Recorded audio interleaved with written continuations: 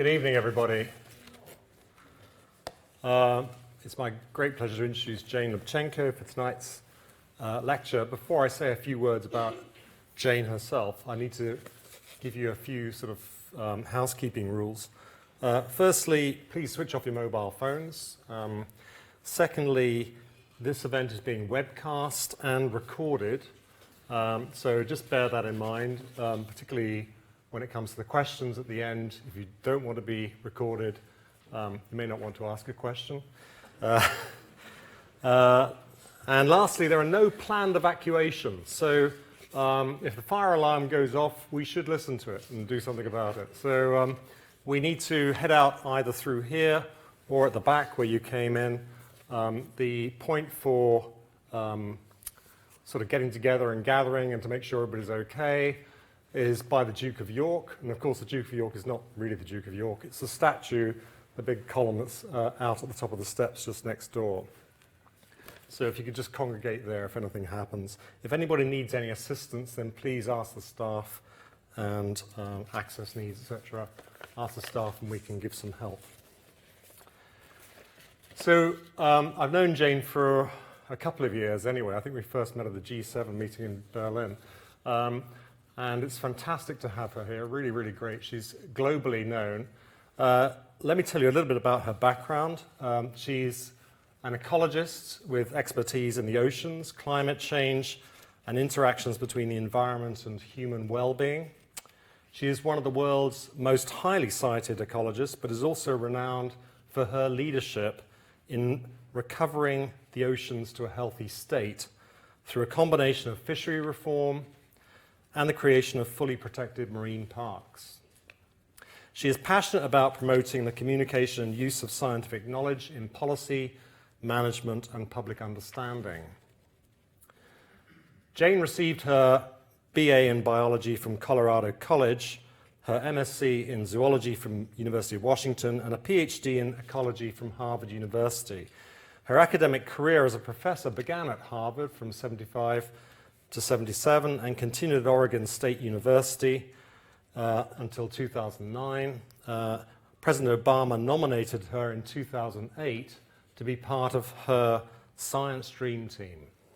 She was the Undersecretary of Commerce for Oceans and Atmosphere and the Administrator of the National Oceanic and Atmospheric Administration from that's NOAA, from 2009 to 2013. Currently, she is University Distinguished Professor and Advisor in Marine Studies at Oregon State University. So I can't go through all the accolades and medals and all that stuff, so I've told her I'm going to keep it short. But she has served as President of the American Association for Advancement of Science, the International Council for Science, ICSU, which everybody's heard of, and as President of the Ecological Society of America. She also has served or serves on several commissions, including the Pew Oceans Commission, the Joint Oceans Commission Initiative, the Aspen Institute Arctic Commission, the Council of Advisors for Google Ocean, the Blue Ribbon Panel for the World Bank's Global Partnership for Oceans, and the Sustainable Development Solutions Network that advised UN Secretary General Ban Ki-moon. So, busy person. She is an elected member of the National Academy of Sciences and the American Academy of Arts and Sciences, the American Philosophical Society, the Royal Society, where she's one of our distinguished foreign members, the World Academy of Science, and the Chilean Academy of Science. She has received numerous awards, including a MacArthur Genius Award, 19 honorary doctorates, including Yale and Princeton, AAAS's Public Understanding of Science and Technology Award, the Zayed International Prize for the Environment, and the Blue Planet Prize. That's the short list. I'd like you all to welcome Jane Lubchenco.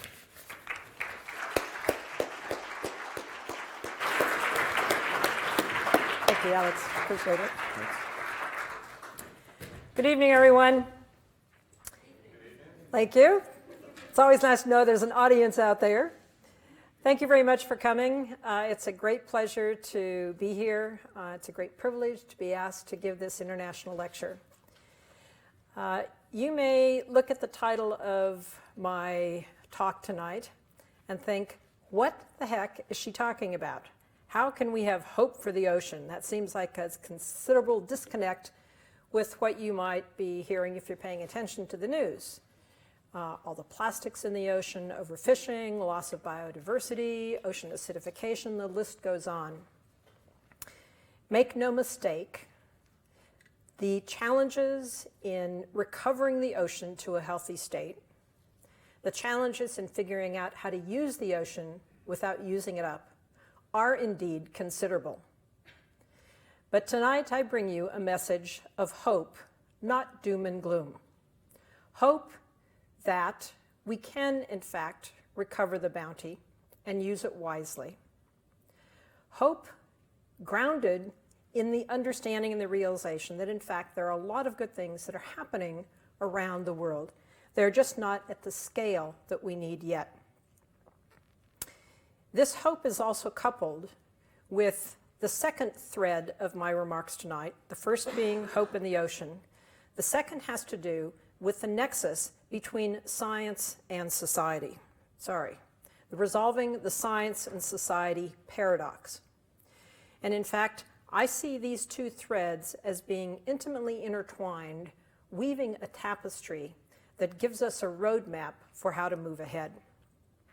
I believe that we are in the very early stages of a major shift between the relationship between science and society. Scientists are beginning to get engaged a lot more with society. They're beginning to do a better job of listening to citizens and of co-creating knowledge with them. And so my remarks tonight are going to interweave these two threads. I'm going to talk a little bit about this science and society paradox that I mentioned, how scientists are responding to some of the new challenges that are out there in this post-truth world that we live in. I'll use some examples from the ocean to illustrate some of the ways that scientists are changing, and then draw some lessons learned that I think feed back into both of those themes that I'm going to work with.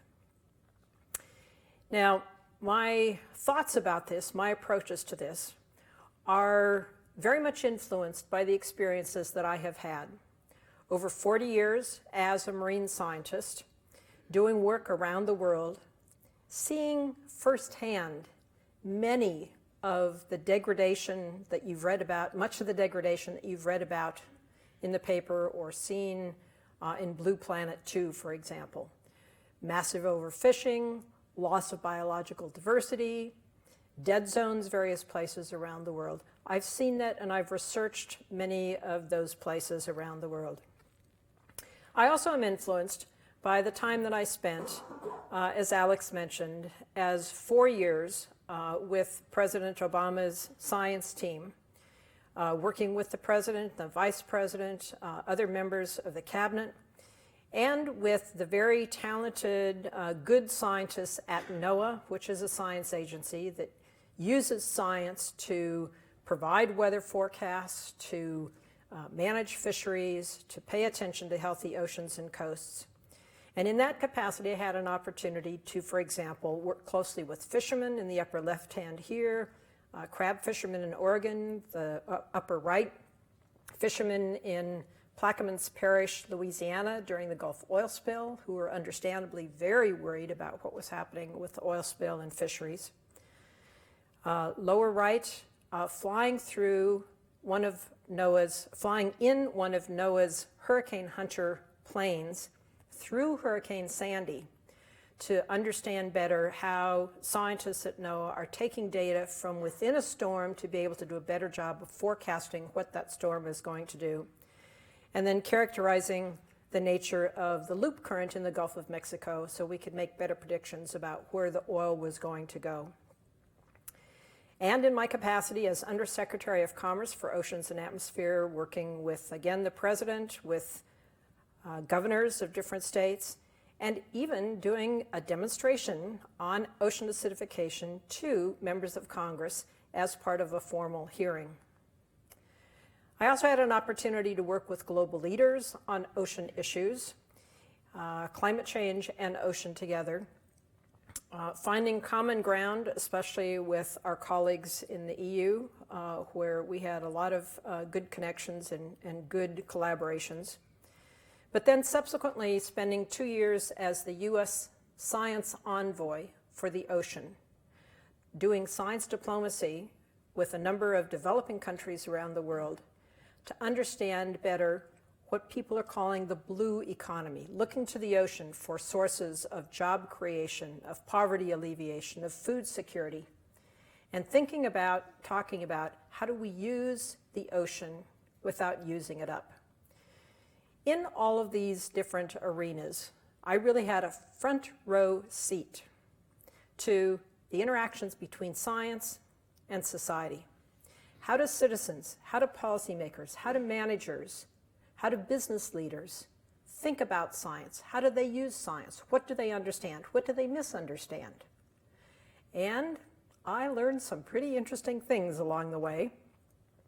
I'll tell you a quick story about one with Vice President Biden.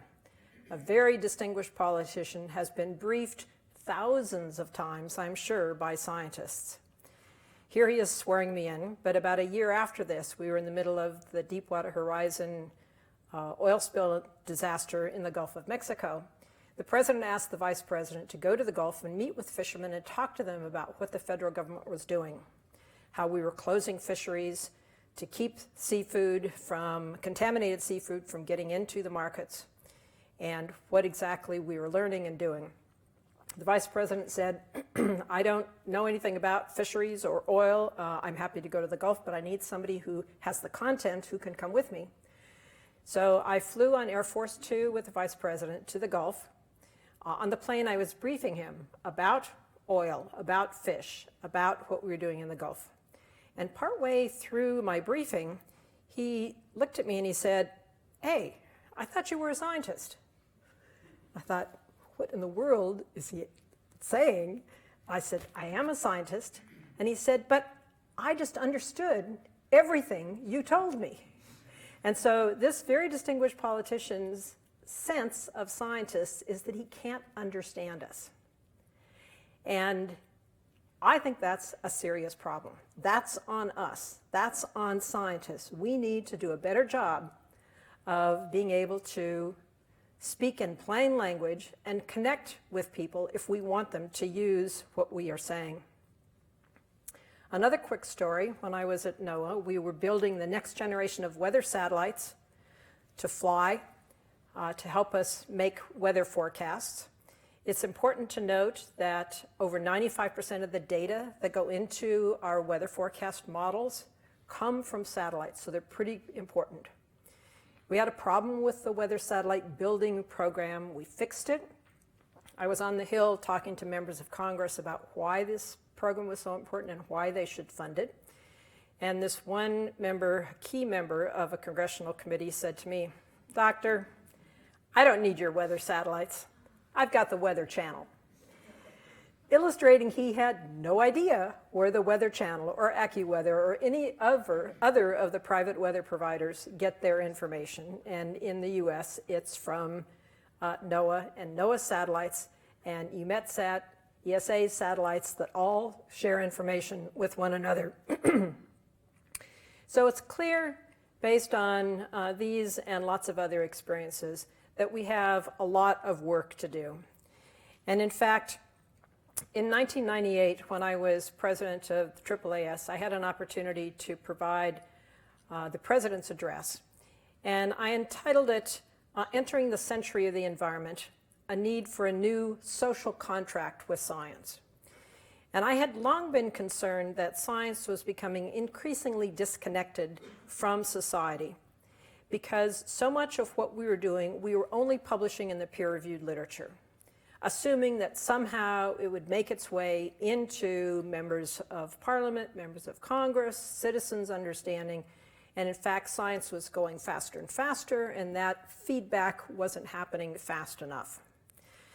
I believed that scientists needed to do a better job of not just doing science and talking to one another, but sharing that science directly with members of the public, with politicians, with business leaders, et cetera.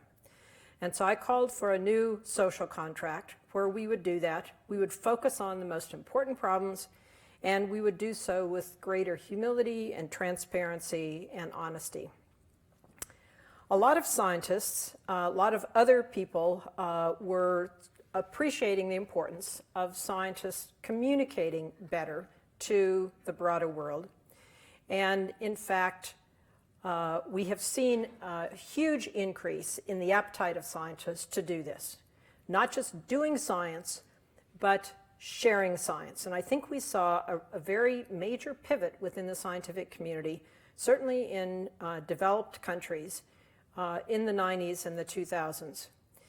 There are a number of programs. These happen to be ones in the United States. The Leopold Leadership Program, Compass, and Climate Central are ones that I co-founded that teach scientists to do a better job of connecting with a variety of non-technical audiences, doing what I call being bilingual.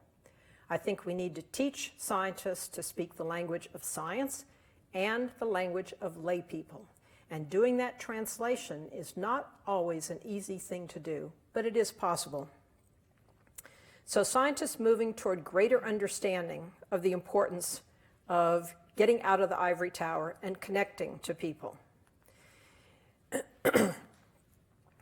Despite these efforts, however, and during the same period of time, we've seen an increasing gap between science and society. I find this ironic because at no time in history has science ever been more important to everyone. And yet at this same time, we're seeing more of a disconnect. And a lot of this really came to a head in 2016 with the populist movements around the world, but including the election of a political maverick, Donald Trump, as the 45th president of the United States. And you may recall that his administration spent the first few days talking about alternate facts and making up numbers about how many people were at his inauguration. This focus on this post-truth world really gained ascendance when the Oxford English Dictionary identified post-truth as their word for the year for 2016. This wasn't just a phenomenon in the United States, it was happening globally. I've certainly seen it in spades in the United States. Well, scientists were freaked out by this. Not only the election of Trump, but all of the talk about anti-science rhetoric, criticizing scientists, discrediting good evidence-based decision-making. And in response, we saw a massive galvanized group of scientists, not only in the United States, but around the world, standing up for science, marching, demonstrating, defending science.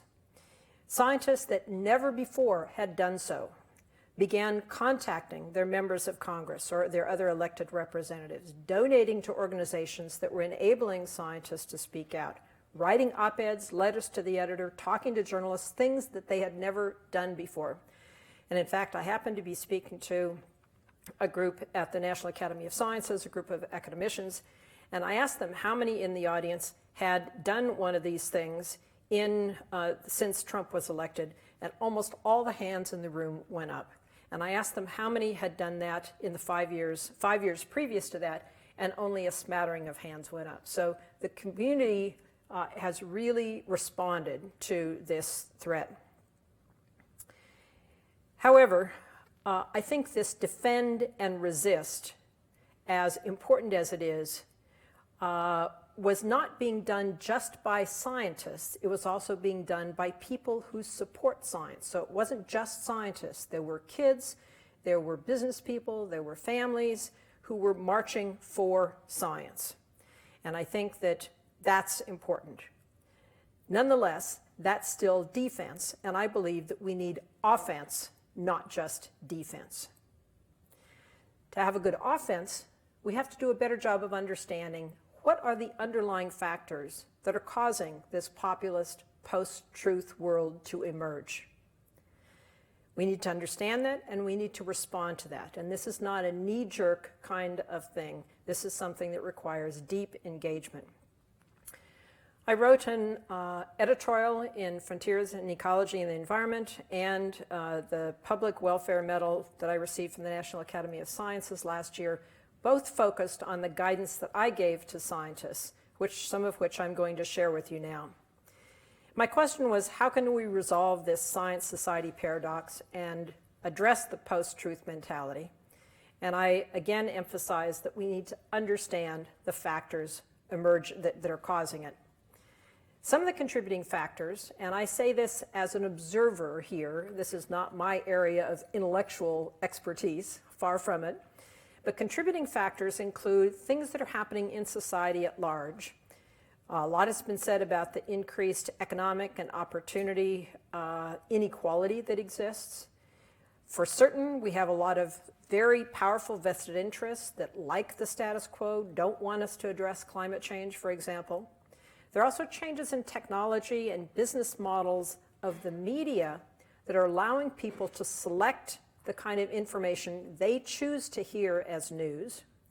And of course, we're seeing fewer people connected to nature and understanding nature. We're also seeing other contributing factors, though. And this category I've labeled as societal perceptions of science and of scientists. Some people, a lot of people have told me, they think molecular biologists are just playing God. Or they look at environmental scientists and they say, it's always doom and gloom. There's nothing good that I ever hear from them. So those perceptions are out there. We also have a wealth of scientific findings. These are some reports from the national academies, but there are also a lot of other reports that have delved into public understanding and perceptions of science and scientists that I think help give us a little information here that's useful to fold in. One of those is that, at least in America, most citizens cannot name even one living scientist. In fact, some people think Einstein is alive. They'll say, well, Einstein. Or if not, many people the 30% who could name a living scientist most often named Stephen Hawking. So that's a sobering fact, and I think it really serves to illustrate one of the points. Most people, they probably know scientists, they just don't know they're scientists. And so scientists, for them, are people, pointy-headed elites in ivory towers that aren't connecting with them. The other finding from social scientists, and this is Susan Fiske in particular, has looked at people's perceptions of who is trustworthy based on two axes. An axis of warmth, how warm is someone, and an axis of how much do they know what they're talking about. And she found that most people will not trust someone unless that individual is both warm and competent. And what they find for professors, researchers, scientists, that they rank pretty high on the competence scale, but pretty low on the warmth scale. So scientists are pretty consistently competent, but cold. And this is partly a reflection of the way many scientists engage with the media and with citizens. It's not showing their humanity, showing their warm side. It's sticking to the facts and being very cut and dry in an attempt, a good attempt to be objective, but one that doesn't really encourage one to be trusted. So I think that's useful information. Of course, for some issues, there's a gap between scientific consensus and people's beliefs when the consensus flies in the face of things that they believe. Evolution, vaccines, climate change are examples of that. But again, we're learning that this is a more nuanced conversation, that in fact, in America, for example, there are a whole spectrum of beliefs about climate change. And so it's not enough to speak just to one collective public. It's much more effective to understand where your audience is among these different Americas and then address those issues. Adding to this information is a brand new report from the American Academy of Arts and Sciences that was just out last week and that really I think gives us a solid grounding about how science is seen even in this post-truth world. I'm going to show you two images from this. One is the confidence in scientific leaders, and this blue line is the military. These three lines down here are banks and financial institutions, the press, and the Congress. But across that period of time, from 73 to now, very consistent is not much change at all in the belief, the confidence in the scientific community. And so even though we're seeing swings in other communities, there hasn't been a lot of change in the confidence in scientific leaders. This is a figure that talks about a majority of Americans viewing scientific research as beneficial. That's this line here. 70% of Americans think scientific research is beneficial and that the benefits outweigh the harms. The rest of these are about equal. The harmful results outweigh benefits or don't know. So those, I think, should give us confidence and are mirrored by some earlier analyses done here in the UK about public attitudes toward science, but published in 2014. 84% think that science is a big part of our lives. We should all take interest. 91% say young people's interest in science is essential to our future. And more recently, 69% thinking that scientists should listen more often to ordinary people. So a bit of a foreshadowing of this disconnect between science and society. Maybe they're important, but they're not hearing us. And suggesting that, in fact, scientists need support to be able to be more prominent communicators, develop strategic relations with the media, and engage with the public. So I think folding that all together is we're learning a little bit more about what is behind some of this post-truth populist world. And one of the messages is that we can't really address these issues from lofty perches above society. We have to be integrated more into society. And we need to engage and engage more effectively. In other words, political action alone is not going to do it. We need to be connected more with society. So, you might ask, how do we do that? Well, I suggest that we need to not just assert that science is important, but in fact demonstrate the value of science. And, critically important, we need to provide hope. How might we demonstrate the value of science? Well, one way to do that is to shed the entitlement rhetoric, to make science more accessible, to show its merits, engage citizens in actually doing science and co-creating knowledge, sharing values, sharing experiences, so that science can be trusted, not just seen as imperious, and for scientists in doing that engagement to be warm and caring. How might we provide hope?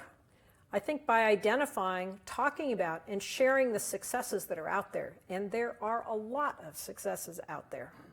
Figuring out why those successes work, how to replicate them and scale them. And to do that, that means drilling down more deeply into the incentives. How can we change incentives to encourage good behavior as opposed to perverse behavior? Creating solutions, not just identifying problems, but actually doing the hard work of finding solutions to a lot of these problems. And that might mean teaming up with non-governmental organizations, with businesses, where, in fact, there is a meeting of the minds. So these are some of the suggestions about how we might engage more and more effectively, and do so not only because society needs us, but because it's the right thing to do. Now, most of you are familiar with the framing that at least I grew up with as a young scientist, thinking there was basic and applied science. But Donald Stokes in 1998 suggested, in fact, that there is a third category that he believes is much more descriptive of much of the science that we do today, which he calls use-inspired science. The biomedical community calls this translational science. And this is science that is absolutely on the cutting edge of research. It is moving the frontiers of knowledge forward, but it is immediately relevant to societal issues. And I think that this use-inspired science is what we are beginning to see more and more of, and in fact, is exactly what is needed. So I've touched on the science-society paradox, the responses of scientists to some of these challenges. Let me illustrate some of those very general themes with some specific examples from the ocean.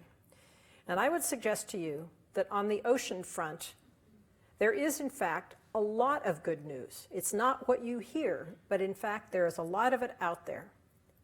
And it's out there because we are seeing scientists do what I just suggested. They are engaging with communities. They're engaging with the fishermen. They're engaging with the industry. And they are creating new science and new solutions that are changing what's happening in the ocean. I'm going to give you 3 examples. Fishery reform, tackling illegal fishing, and marine protected areas that are fully protected, which is what we call marine reserves. So taking a step back for a moment, the grand challenge in the ocean is, can we use it without using it up? Can we use the ocean without using it up? And can we do that in an equitable fashion? That's the grand challenge. And it is not an easy thing, especially in light of the explosion in the human population, lots more mouths to feed. It's a huge, huge problem. Marine ecosystems are critically important to people around the world in ways they understand and in ways they've never even thought of. Marine ecosystems, whether they are mangroves, coral reefs, seagrass beds, or the open ocean, provide a wealth of benefits to people. Half of the oxygen that you breathe comes from the ocean. They provide food, medicines. They're absorbing over 90% of the heat that is excess heat that is generated. They regulate disease, pests. They protect coastal areas from tsunamis and storms. And they provide a wealth of cultural and spiritual values, a wealth of benefits that are provided by virtue of the interactions between the plants and animals and microbes in each of those different ecosystems. However, the sum total of all of these threats is taking a very real toll. It's disrupting ocean ecosystems. We're losing biodiversity, and that in turn is threatening the economic, the social, and the environmental benefits. So a lot of people have said, oh my gosh, we can't solve these problems, it's just hopeless. I don't think it's hopeless, but the challenges are immense. This is really, really hard. On the other hand, positive progress is underway, and it's partly because scientists are working with businesses, with communities, with leaders to propose solutions, and citizens are becoming more engaged in these issues. Technology is being helpful as well. So turning to fishery reform, fisheries management has been a very significant challenge through the years, and it is a really serious one. When you think of the term food security, you probably think grains and livestock. You should always also think fisheries and aquaculture, because now currently 1 in 7 people rely on seafood for their protein, and even more will do so in the future. So the key to food security is going to be figuring out how to reform fisheries and how to have aquaculture that is sustainable. Because on balance, it's a lot cheaper and uses a lot less greenhouse gases, water, everything else to grow food from the ocean than food on land. We don't have a very good track record of having sustainable fisheries. These are the categories that the UN Food and Agricultural Organization used to categorize fisheries, percent of stocks. In 1950, over 80% of the stocks were developing. None were collapsed, none were overexploited. Fast forward to now, almost all of them are collapsed, overexploited, fully exploited. So we've seen a very remarkable change in just a matter of a few decades. And around the world, especially in developing countries, fishermen are fishing harder and harder for fewer and fewer returns. This is what has caused a lot of countries like China to say, okay, we're going to keep fishing hard, but we're going to pivot to aquaculture. Aquaculture is critically important, but we can, in fact, the lesson learned, we can recover fisheries, and we can recover them to a level where fishing them, you get a lot more bang for the buck. And this is where science is driving reforms. Chris Costello, Steve Gaines, and John Lynham have done some global analyses of fisheries and have concluded that, in fact, if you change the way fisheries are managed from traditional fishery management where everybody's competing against one another to rights-based fishery management, you actually can have, if the management scheme is well-designed and appropriate for that fishery, it is much less likely to collapse. And so changing the incentives for fishermen to reward them for being good stewards, it enables us to recover fisheries and fish smarter, not harder. That, in fact, is happening in many places around the world. In 2006, in the United States, we had massive legislation that changed the way we manage fisheries in the US. It said, no more of this aspirational, we'd like to end overfishing. You must end overfishing. You have to do it by this date. You have to use science to set the quotas, and you may use rights-based approaches if it's appropriate for the fishery. And the combination of those two has transformed US fisheries. I'll compare the years 2000 with 2016. The number of overfished stocks in the US has been slashed in that 15-year period of time, from 92 to 38. That's pretty impressive. Even more impressive is the number of stocks that have been rebuilt, meaning they were so depressed the fishery was closed. They've now been rebuilt, they've been recovered so that they can be fished, and there's a lot more bounty there, and they can be fished sustainably. So that went from 0 to 43. That is remarkable progress, and it came with increase in catches, 32% increase in value, 35% increase in jobs. And so changing fishery management, ending overfishing based and using science has been a magical combination. Not easy to do. This was one of the hardest things I had to do when I was at NOAA, and we are actually seeing the benefit of it. When I was at NOAA, we worked closely with EU Fisheries and Maritime Affairs, Maria Damanaki, who is the commissioner, the EU commissioner at the time. EU passed similar reforms in 2013 and is now in process of implementing these reforms. So I'm hopeful that there will be equal success, but I underscore how difficult it is to do it. I also can't emphasize enough how important it was that fishermen, wise fishermen who cared about the future, who cared about the ocean, who had good sustainability, stewardship, bones in their bodies, really led a lot of these changes. And we had an opportunity to honor some of them at the White House in 2016. So in this case, scientists and politicians and NGOs and fishermen are working together, and science is driving a lot of the reforms that we're seeing. This is happening not just in developed countries, but developing countries as well. Belize is a nice example of where many of these reforms have been taking hold and really transforming their fisheries as well. And in fact, there are now more than 200 of these rights-based fisheries worldwide, over 500 species in 40 countries. And new analyses from the team of economists and ecologists that have been working on this suggest that, in fact, there is a major opportunity ahead should we choose to take it. This is from historic times to present.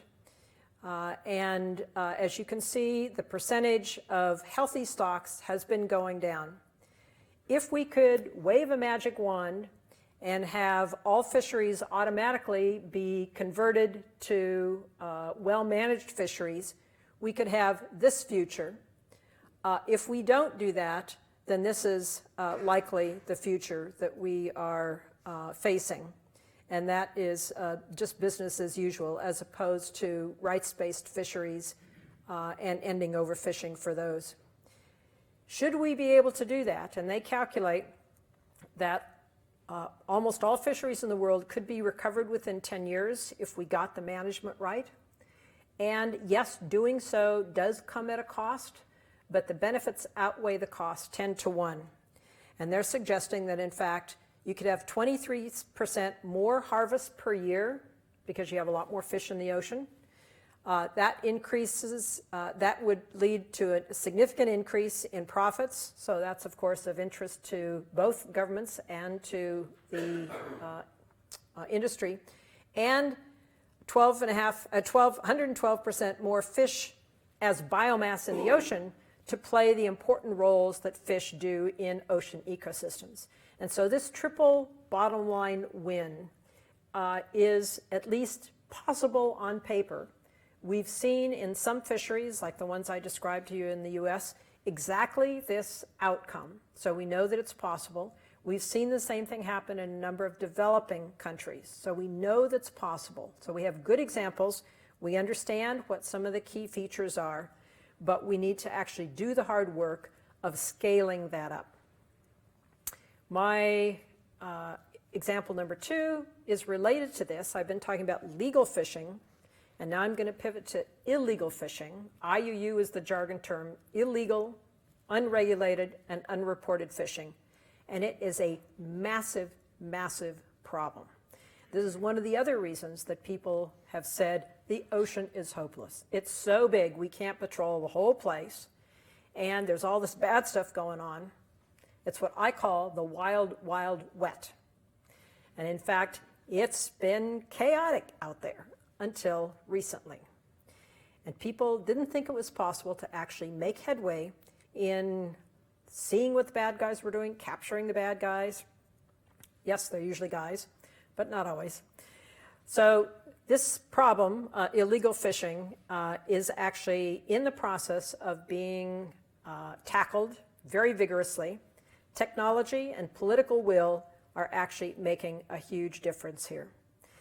The magnitude of illegal fishing is on the order of $10 to $23 billion annually. So it's a very significant big deal. What we're seeing is new political will and new policies. Interpol created an international fishery crime unit, sort of elevating illegal fishing on the international stage. Secretary John Kerry, when he was Secretary of State, created a new platform for foreign ministers and presidents of countries to come together and make commitments, not just lots of blah, blah, blah talk, actual commitments, and they have to come back the next year and say they've done it. This series of our ocean conferences now, the 4th one is coming up in October. Sorry, 5th one is coming up in October.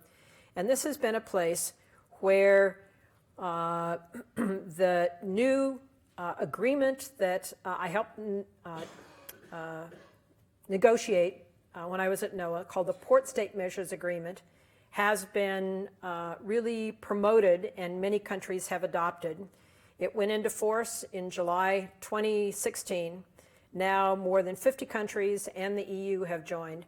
And this agreement says that countries who have signed this Port State Measures Agreement will not allow fishing vessels that have been identified as fishing illegally to come into their ports.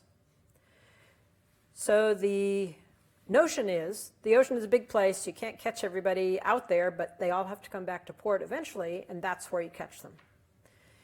The other big thing that has happened, though, in this IUU space has been technology, machine learning, so artificial intelligence, have combined to be able to look at the signals that vessels have, both through AIS, VMS, and radar, see where the vessels are, figure out from their tracks using AI who's who are the fishing vessels, how do you tell illegal from illegal, how do you tell legal from illegal activity, etc. And this entity, Global Fishing Watch, which was initially a collaboration between Oceana, SkyTruth, and Google, is now spun off on its own now. And each of the little dots that you see here is a fishing vessel. Each one of these little tiny dots is a fishing vessel. These are all fishing vessels all over the world. You can see where they're fishing at this particular point in time. And you can see places, for example, here and here.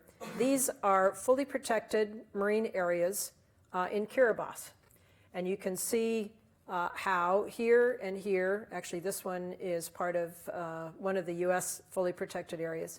So you can see how, so one could see, and you can see in near real time, what the vessels are doing, and if in fact they're going where they shouldn't be going, or if the vessels that are fishing are meeting up with a refrigerated vessel, a reefer, that is offloading, doing transshipments at sea, which is illegal in many places. And you can see what's happening on the water, is the bottom line here. So new technology is completely changing the landscape. We're in the very early stages of really taking advantage of this new platform to see what is happening. And the fact that illegal fishing often goes hand in hand with drug smuggling and human trafficking really provides added incentive to try to figure this out. This has really gotten the attention of the big companies whose future depends on seafood, either wild capture or aquaculture. The Stockholm Resilience Center has created a new partnership called Seafood Businesses for Ocean Stewardship, and these 10 companies, which are the largest seafood companies in the world, have gone on record as saying they want to be part of the solution, not part of the problem.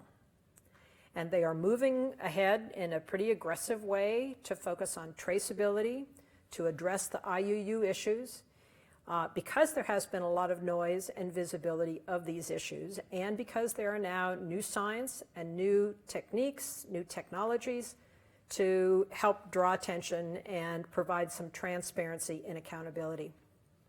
So good news on that front as well. And I'll pivot to my third example, the fact that we have lost most of the safe havens in the ocean. It used to be the case that most of the ocean was a de facto no-take area. It was too far away, it was too remote, too deep for fishermen or others who wanted to extract materials or energy to do so. Fast forward to today, we can fish, we can mine, we can drill pretty much any place in the ocean. And that, in fact, has had a major impact on biodiversity in the ocean. Not only are we fishing and removing those big top predators, which are the highly desirable ones, which play a key role in ocean ecosystems, but we're doing those activities everywhere.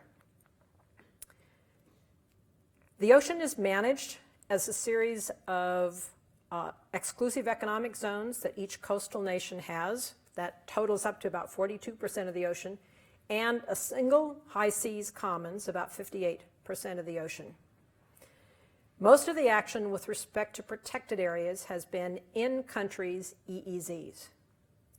And for years and years and years, despite the fact that there was interest and talk about marine protected areas, this is the global coverage in millions of square kilometers of any kind of marine protected area. So this is all of them.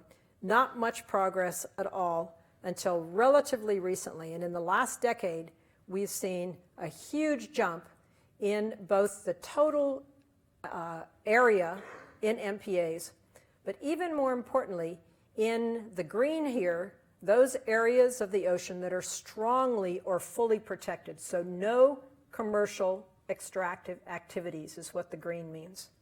And we've gone in the last decade from 0.1% of the ocean to 2.8% of the ocean in strongly protected areas.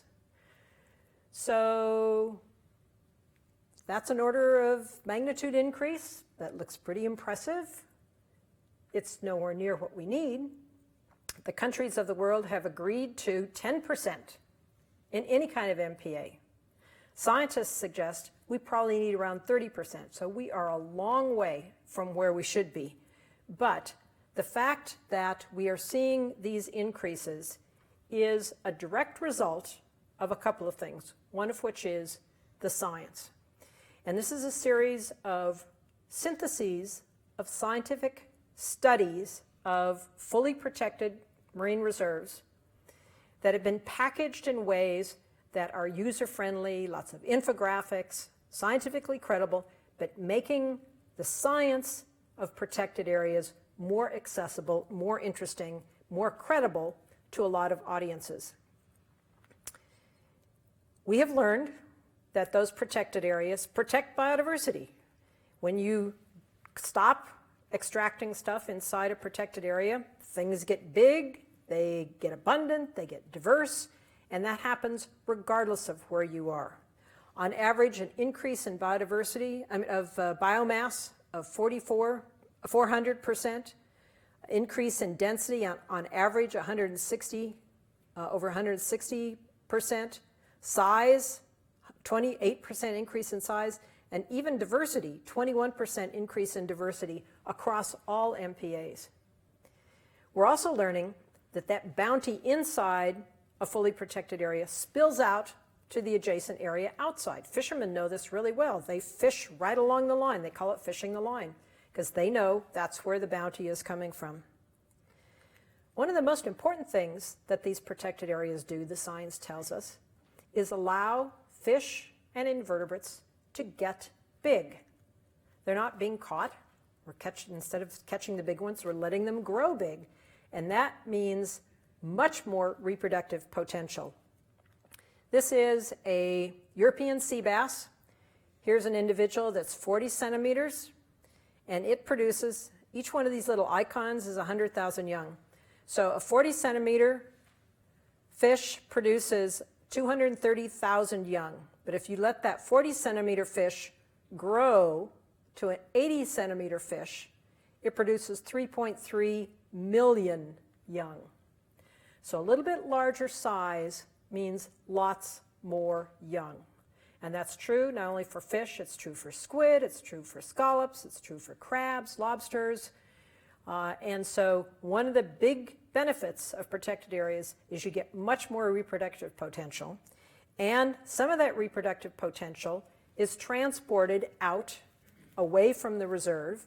In fact, this is evidence that larvae have been exported to surrounding areas.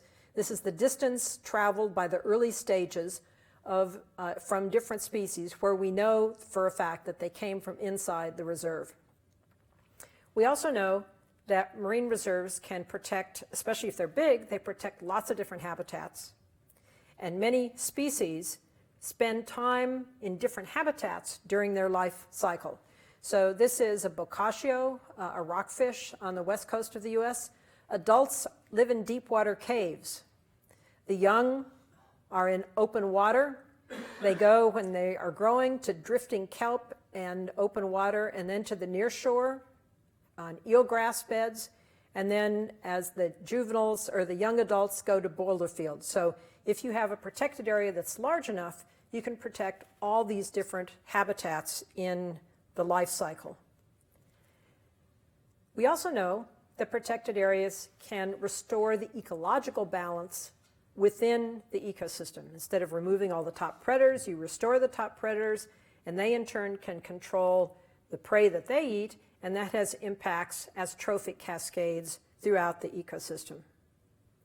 Protected areas can also be a buffer against accidental mismanagement or uncertainty. And we are learning, relatively recently, that marine reserves can enhance the resistance of an area to changes, environmental changes, and have them recover faster. So people are beginning to talk about marine reserves are climate reserves. And in fact, there's good evidence that this has happened in many different areas. So again, the countries of the world have committed to 10% by 2020. This is a good goal. The problem is that they are including everything in this 10%, all types of MPAs, not just the strongly protected ones. So there's still more work to be done on that front. But you saw that great big increase in the fraction just in the last decade. Between 2015 and 2017, quite a few countries announced a sizable amount of their EEZs are now in protected areas, in strongly protected areas. And so there has been almost a competition among global leaders for bigger or more, or the first in my part of the world. And that's a new incentive involving social norms that, in fact, is beginning to play out. President Obama expanded the fraction of the US EEZ that is in a strongly protected area from 5% in 2008, all of which was created by President Bush before him, to 23% in 2016. So over fourfold increase in protected area in the US. President Trump has said, hold on a minute, maybe not, and we're still waiting for the other shoe to drop on this. But in fact, there is a lot of momentum behind this. Even in the high seas, we're seeing some action where a regional fishery management organization, CAMLR, that John Croxall has worked with for years and years, agreed to create a protected area even in the high seas. So with respect to marine reserves, we're seeing powerful science and new partnerships and new political leadership come to the fore. We're making, finally, after many, many decades, a lot of good progress, but a lot more is needed.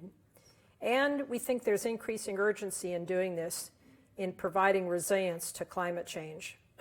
The problem is not many people know how much of the ocean is protected. They don't know that it needs to be protected. And there's active resistance on the part of extractive users. So it's a big challenge. So I've talked about a few examples from the ocean, and I want to switch now in the few remaining minutes to lessons learned and hope.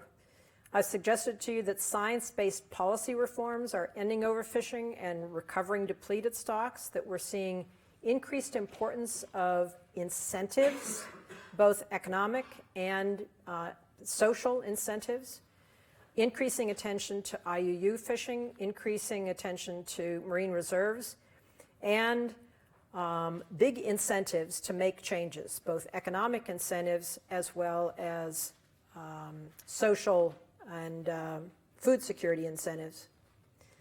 I want to underscore the importance of incentives again, talking about both economic incentives to change behavior and social incentives to change behavior. And we've seen in each of these examples, even though I didn't walk you through all of the intermediate steps, how changing those incentives can unleash good things. The right incentives converting a vicious cycle of unsustainable practice to a virtuous cycle of sustainable practices. And I'm convinced that this is one of the keys to scaling up and accelerating progress. So my message to you is that solutions do exist. We've seen good examples of them, and I haven't talked about all the other problems in the ocean. But they're not at the scale that we need to address the magnitude of the challenge. Some of the biggest threats are lack of awareness both of the problem and of the solution, and a lack of responsibility, a lack of ownership, a lack of stewardship. There's a new movement within the plastics world of getting rid of single-use plastics. There are all sorts of social media campaigns, stop sucking, trying to get rid of straws. And that's making the responsibility personal, giving people something to do. In the ocean, we're seeing a wealth of scientific advances and scientists who've been engaged with the users, triggering a lot of these good things that you've seen happen. Scientists are not just identifying problems, but they're actively working on solutions. Natural and social scientists are doing that together with educators, with civil society, And I think we're seeing some pretty impressive changes underway. So going back to the beginning, I talked about how scientists have pivoted in the earlier decades from just doing science to communicating. And now I think we're seeing another pivot that, again, is in the early stages, from communication to engagement. It's not just enough to tell somebody something. It needs to be a true engagement in both directions where you're working together. We're seeing more use-inspired science, translational science, and we're seeing moving from just identifying problems to actually crafting solutions.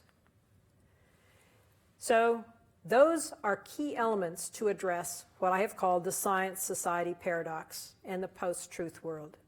Demonstrating, not just asserting the value, providing hope. The final piece that I haven't flagged and that I won't say much about is to modify the scientific reward structures. Because, in fact, doing those things, doing that engagement, doing that problem solving takes time. And unless our academic reward systems and scientific reward systems value and recognize people doing outreach and engagement and problem solving, we're never going to reach the scale that we need. Academics are now punished for doing this because it takes time away from things that count for promotion and tenure. Science students should be encouraged to do it, not discouraged from doing it. Don't wait, don't do it yet until you get tenure. It might be too risky. And I think it's important that we recognize that doing it takes time. Now, I'm not suggesting that all scientists and all people in universities and colleges should be actively doing this, but I think we should all support those who do. And it's a collective communal thing. So in my way of thinking about things, a strong offense, not just defense, a strong offense means serving society better. That means engaging, co-creating knowledge, providing hope, focusing on solutions, removing cultural barriers to scientists engaging, and improving the training so that people can learn how to do that better. So I've talked a lot about the ocean and some of the problems. There are a lot of things that individuals can do, not just think about these generic things. Stay informed, reduce your own carbon and water and plastic footprints. Choose sustainably caught or farmed seafood. Some of it is, some of it isn't. There are ways to know. Eat lower on the food web. Support groups that are taking action. Vote. You'd be surprised at how many, especially young people in our country, did not vote in the 2016 presidential election. So that, I think, is a big message. Everybody should be voting. And communicate your concerns to elected representatives. So I've gone through these topics, the science-society paradox, how scientists are responding, examples from the ocean, lessons learned, and hope. I've talked about the importance of engaging with society, communicating better, seeking solutions. I think, in fact, we can use the ocean without using it up. It is possible, not easy, it's possible. And my hope is that we can recover the bounty and use it wisely. I think it's time that we take back the narrative from the populist post-truth situation we are in now. I think scientists can write a new chapter in the relationship between science and society and make a quantum leap in relevance. Thank you for your attention.